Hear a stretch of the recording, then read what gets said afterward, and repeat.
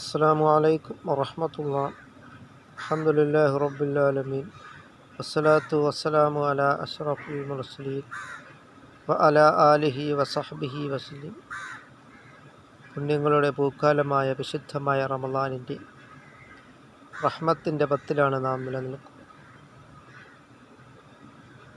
വിശുദ്ധമായ റമളാനിൽ 3 പത്തുകളാണുള്ളത്. 1 റഹ്മത്തിൻ്റെ പത്തും, 2 മഅ്ഫിറത്തിൻ്റെ പത്തും, 3 ഇത്തുക്കുൻ മിനന്നാർ നരകമോചനത്തിൻ്റെ പത്തുമാണ്. അതിനാൽ ഈ അള്ളാഹുവിൻ്റെ റഹ്മത്തിൻ്റെ പത്തിൽ അല്ലാഹുമ്മ റഹംനി യാ അർഹമർ റാഹിമീൻ എന്നിങ്ങനെ അള്ളാഹുവിൻ്റെ റഹ്മത്തിനെ നാം ധാരാളമായിട്ട് നാം ചോദിക്കുകയും റമളാൻ എന്ന വാക്കിൻ്റെ അർത്ഥം കരിക്കുക എന്നാണ്. എല്ലാ പാപങ്ങളെ തൊട്ടും നാം കരിച്ച് ശേഷം ഇനിയുള്ള ജീവിതം പാപരഹിതമായിട്ട് നാം ജീവിക്കുവാനും നാം ശ്രമിക്കുക. അതിനാൽ കുല്ലു നഫ്സിൻ ദാഇഖത്തുൽ മൗത്ത്, എല്ലാ ശരീരവും മരണത്തെ രുചിക്കുമെന്നാണ് വിശുദ്ധമായ ഖുർആൻ പറഞ്ഞിട്ടുള്ളത്. നമ്മളിൽ ഉണ്ടായിരുന്ന പലരും കഴിഞ്ഞ പ്രാവശ്യം ഉണ്ടായിരുന്ന പലരും ഇലൽ ഖബരി 6 അടി മണ്ണാകുന്ന ഖബറിലാണ്.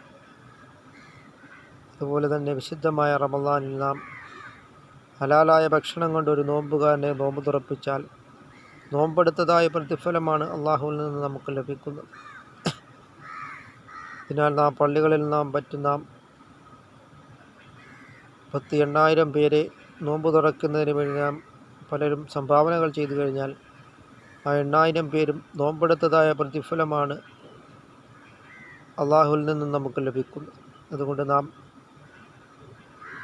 മറ്റുള്ളവരെ നോമ്പ് തുറപ്പിക്കുന്നതിന് വേണ്ടി നാം ശ്രമിക്കുക. സഹാബാക്കൾ ചോദിച്ചു, യാ റസൂലല്ലാഹ്, ഒരു കീറ് കാരക്കയായാലും പിറർക്ക് പാലായാലും ആ പുണ്യം കിട്ടുമോ എന്ന് ചോദിച്ചപ്പോൾ, ദരിദ്രരായ ആൾക്കാർ ഇത് ചോദിച്ചപ്പോൾ റസൂൽ കരീം സല്ലല്ലാഹു അലൈഹി വസല്ലം തങ്ങൾ പറഞ്ഞത്, അത് ഒരിറക്ക് വെള്ളമായാലും ഒരിറക്ക് പാലായാലും ഒരു കീറ് കാരക്കയായാലും ആ പ്രതിഫലം തന്നെയാണ് അവർക്ക് ലഭിക്കുന്നതെന്നാണ് സയ്യിദുനാ റസൂൽ കരീം സല്ലല്ലാഹു അലൈഹി വസല്ലം തങ്ങൾ പറഞ്ഞിട്ടുണ്ട്. അതിനാൽ നോമ്പുകാരെ നാം നോമ്പ് തുറപ്പിക്കുന്നതിന് വേണ്ടി നാം ശ്രമിക്കുക. അല്ലാഹു തആല നമ്മുടെ എല്ലാ സൽക്കർമ്മങ്ങളും അല്ലാഹു തആല കബൂലാക്കുകയും ചെയ്യുമാറാകട്ടെ.